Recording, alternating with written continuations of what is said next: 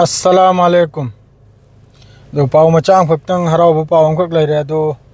update Ps रखे मासे Gaza मनुंग दनी अखोइगी अलकासिम ब्रिगेड हारिसिना अखोइगी कनम तौरगा एक्सप्लोसिव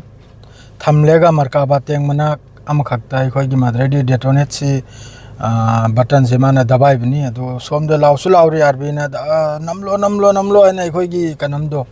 बटन दो अदुगा लोगे लोगे दा दुम पोखाइरे पोखाइ बिसिने मखोइ मी मरी नी मी मरी सी सीबगी पाव में लागले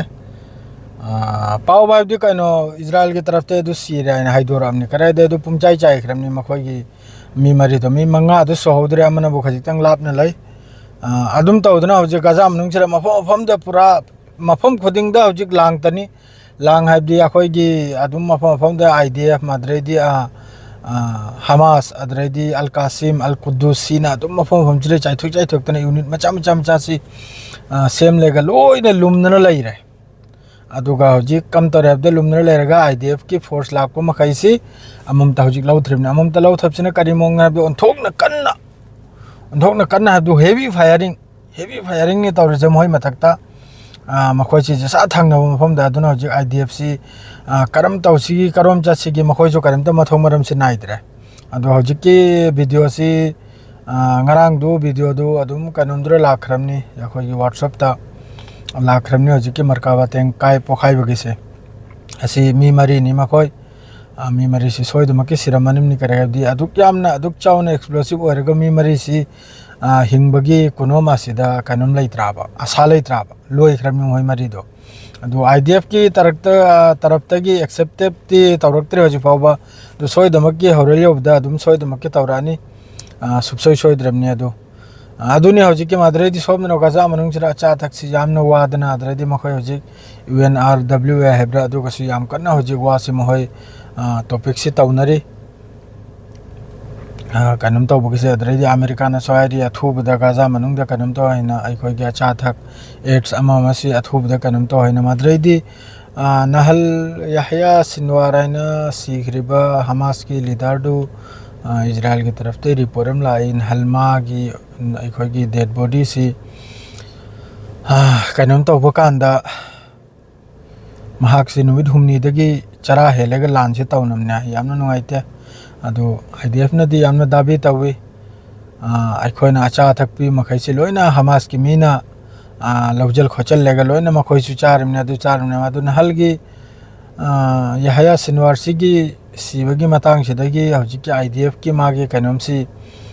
ओंथोकना माई लेवल से ओंथोकना मखादा कुम थगरे दुनिया की माइकैदगी हेबदी करगा दिमान हंदे लावरमनी अखोने चानिंगाय थकनियाय गजा मनंग दुपी मखैसी लोइना हमास ने कब्जा तरमने अदु तरमना मादो हजिकी पोस्टमार्टम सी तोय मतुंग दय हया सिनवारसीगी मागे रिपोर्ट थोलक पसी मयाम सी उरेगा रिपोर्ट मयाम ने पाबे मतुंग दमी मैसीगी ममोन से मोंग मोला बकरेगा दी पोस्टमार्टम तौवे मतुंगदा महाक्सी निनी हुमनीदगी चरा हेलेगा लांचे तौनबा अदुगुम फिफम अम ओइरमलाबा अदुरदी हमासी सेंगनाबदा हजिक मखोइसु मचिन थीरिमनि लोइना हजिक अमेरिका अमसुंग इजराइल ना हाइरिसिदा हमासी मीगी मरुमदगी लड़ाई सोकनिरिमनाइना लान तौनना अदु मीगी मरुमदे लान सोकनम नते चरा सेलेगा लान सोकनरदी यंखरो करा यौराइबसे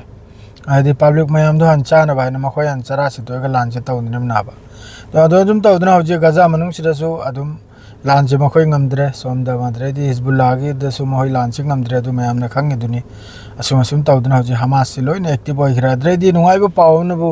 इजराइल ने जो लंग थगरिबो बॉम्ब अमा जो रॉकेट कापखिबो मादुगी